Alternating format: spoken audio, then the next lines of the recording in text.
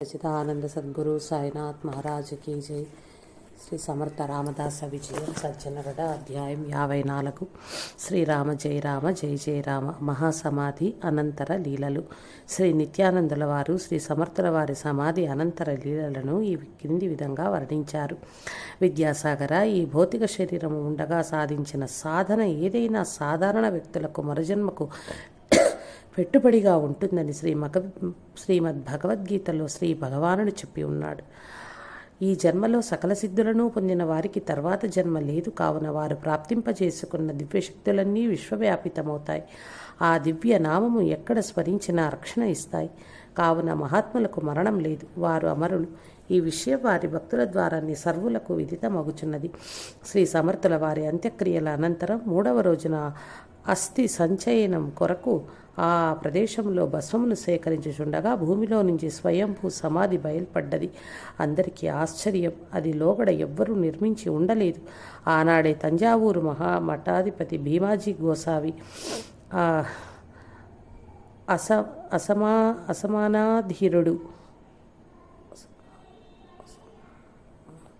అసమానాధీరుడు ఎవరో చెప్పినట్లుగా వచ్చి చేరాడు.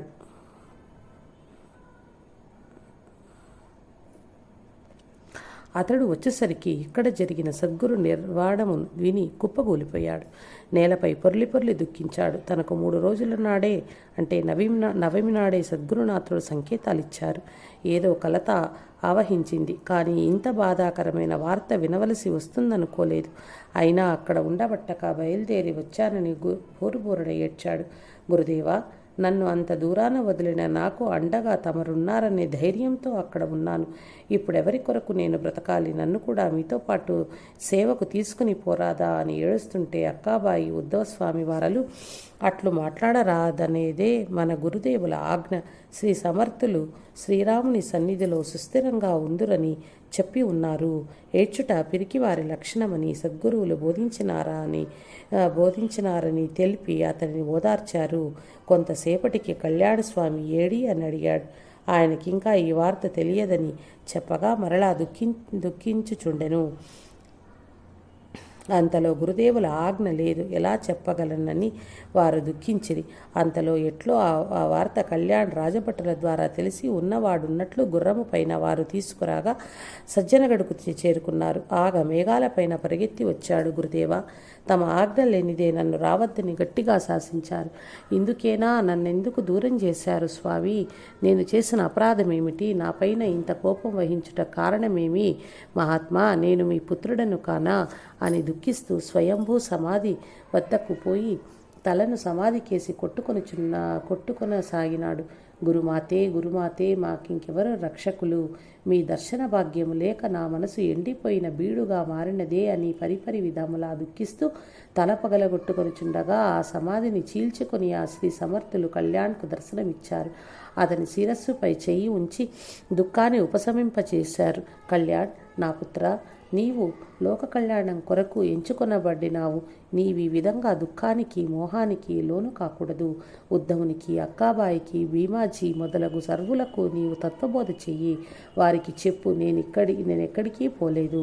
నిరంతరం జాగరూకతగా ఉండి అందరి రక్షణ ఇస్తానని చెప్పు. సకలము నేను గమనిస్తూనే ఉంటాను. నా మాట నమ్ము. నా బోధలు శాశ్వతములు.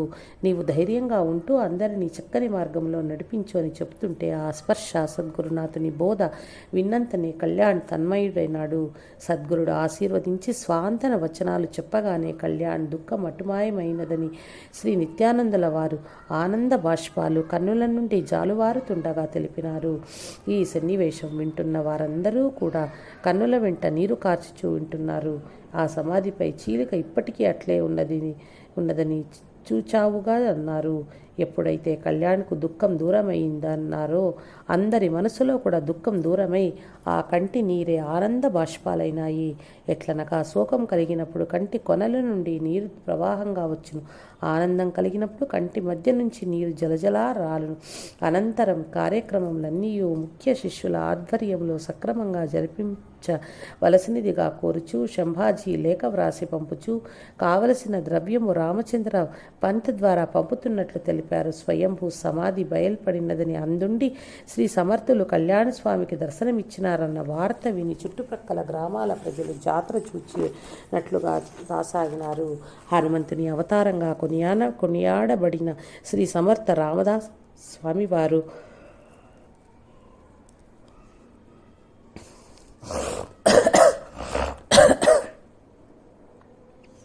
మహాసమాధి అయినారని ఎక్కడెక్కడి పండితులు పామరులు తండోపతండలుగా వచ్చి ఎవరికి వారే ప్రార్థనలు చేసుకున్నారు. వచ్చిన భక్తులందరికీ నిత్యాన్నదానం జరిపిస్తూనే ఉన్నారు శిష్యులు. ఈనాటికి శ్రీ సమర్థ రామదాస సాంప్రదాయకులు ఏ చోట ఉన్న మాఘ బహుళ నవమి సమర్థుల పుణ్యతిథికి తప్పకుండా వచ్చి సజ్జనగడ్డలో సమాధి దర్శనం చేసుకుని పోచుంటారు. అదే దాసనవమి ఉత్సవము. చాలామంది భజన బృందాలుగా ఏర్పడి పాదయాత్రలు చేసి వస్తారు. సంకీర్తనలు, కథాగానాలు, భజనలు, సత్సంగాలు, వాయిద్యాలతో సజ్జనగడ మారుమ్రోగుచుంటుంది అని చెప్పి శ్రీ నిత్యానంద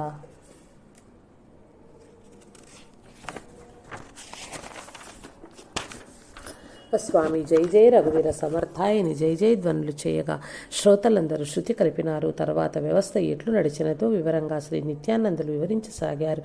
విద్యాసాగర దాసబోధ గ్రంథమును ఎందరో భక్తులు ఎవరికి వారు ప్రతులు వ్రాసుకుని నిత్య పారాయణం చేసుకునేవారు. శ్రీ సమర్థుల ఆజ్ఞ ప్రకారం అందులోనే వారికి సద్గురుని ఆశ్వాసం లభించేది. శ్రీ సమర్థుల సమాధికి వెనుకగా సంభాజీ రాజావారు మందిర నిర్మాణం చేయించి అందు శ్రీ సీతారాములను ప్రతిష్ఠింపచేసినారు.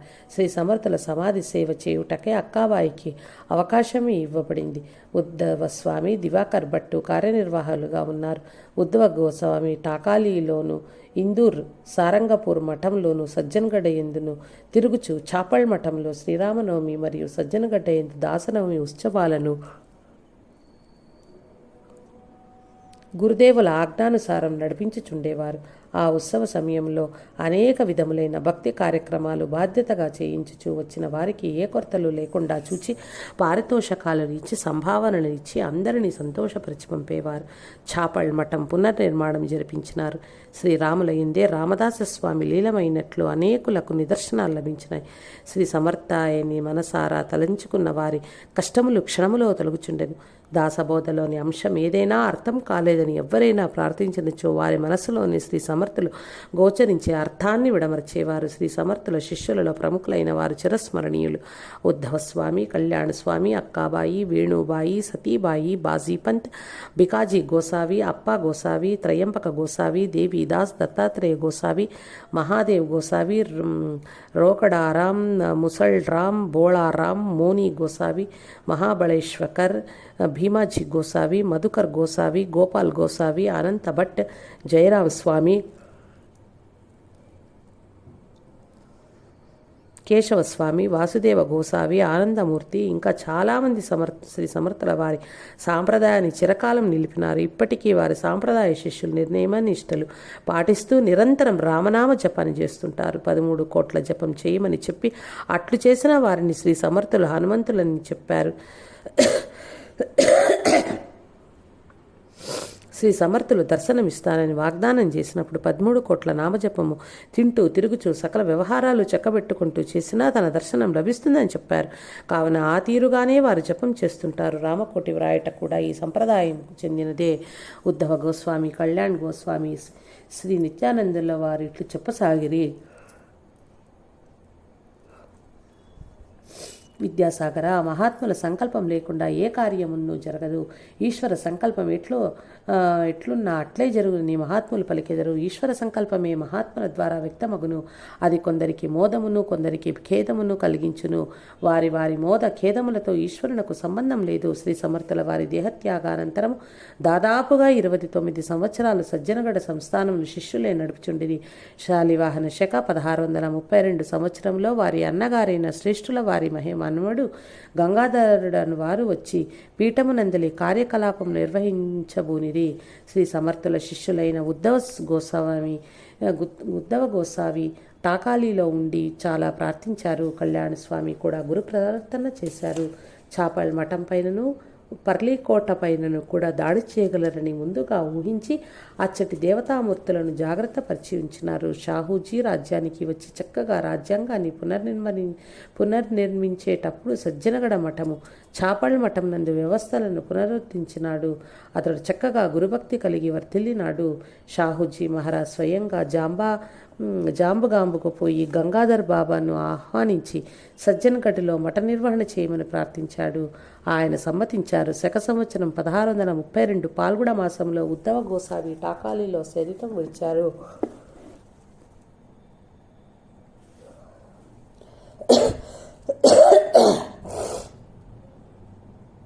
కళ్యాణ స్వామి డోమ్గామ్లో కొన్ని సంవత్సరాల తర్వాత సమాధిస్థులైనారు. అక్కాబాయి 1643లో దేహం విడిచారు.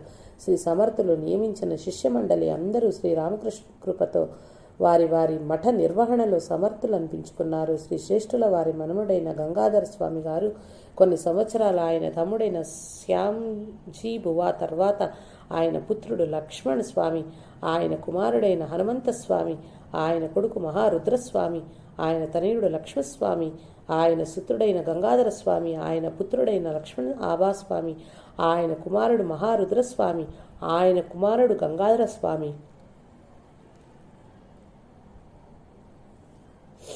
సజ్జనగడ పీఠానికి వారసులుగా పీఠాధిపత్యం వహిస్తూ ఉన్నారు.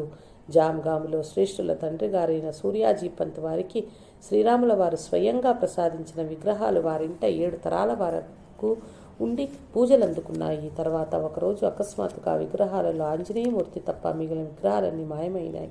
దొంగలెత్తుకొని పోయినారో ఇది దుండుగల దుష్కార్యమో ఏమీ అర్థం కాక చాపల్ మఠానికి సజ్జన్గఢకు లేఖ వ్రాసి పంపి 7వ తరంలోని రామచంద్ర బాబా గారు పాలు పళ్ళు మాత్రమే తీసుకుంటూ రామోపాసన ప్రారంభించారు. ఆ లేఖ అందుకొని మఠాధిపతిగానున్న మహారుద్రస్వామి వారు శింగండ్వాడి హనుమాన్ మందిరంలో గోమూత్రము మరియు సత్తుపిండి సేవిస్తూ ఉపాసన ప్రారంభించారు. వారిరువురూ అట్లు దీక్ష పునగా శ్రీరాముడు ఇరువురికి ఒకేసారి దర్శనమిచ్చి సూర్యాజీకి ఇచ్చిన వాగ్దానం ప్రకారం 7 తరాలుగా మీ ఇంట ఉన్నాను. ఇప్పుడు ఒక అవతారాన్ని బట్టి కాశీలో ఉండవలసి వచ్చింది. ఆంజనేయుని మీ రక్షణకై ఉంచినాను. వేరే మూర్తులను తయారు చేయించి పెట్టుకుని ఆరాధించండి అని ఆదేశించారు. శ్రీరాముని ఆదేశాలను వారు పాటించారు. తర్వాత సజ్జన్గఢ్కు తిరిగి వచ్చి శ్రీరాముల వారి దర్శన విశేషాలను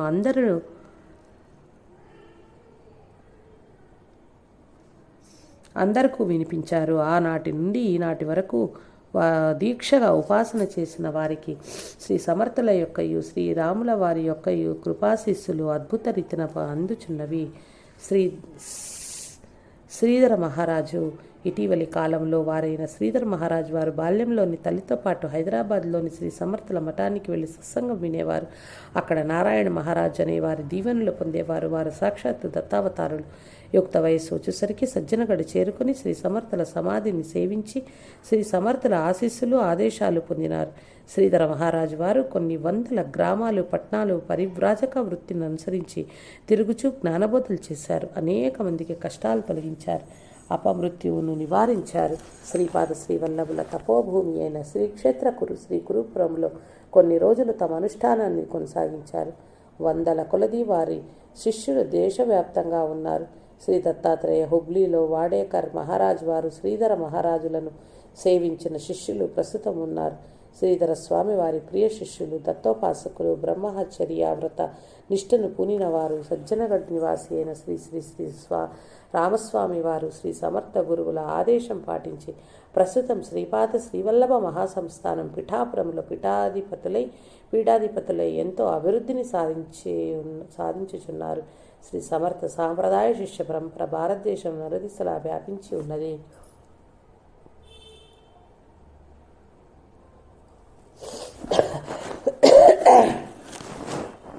ప్రార్థన. సాధకులారా, శ్రీ సమర్థ రామదాస స్వామికి సాష్టాంగ నమస్కారం చేసి మనమందరము ఈ క్రింది ప్రార్థన చేసి ఈ గ్రంథమును ముగింతుము. ఓ సమర్థ సద్గురు, ఆది మధ్యాంతరహిత, నీవు ఆపద్బాంధవుడవు, అనాథ రక్షకుడవు, దీన దయాళుడవు, మమ్ము రక్షించి కాపాడుము. మా మనస్సును విషయాలపైకి పోనీయక నీ పాదాల యందు స్థిరముగా ఉండినట్లు చేయుము.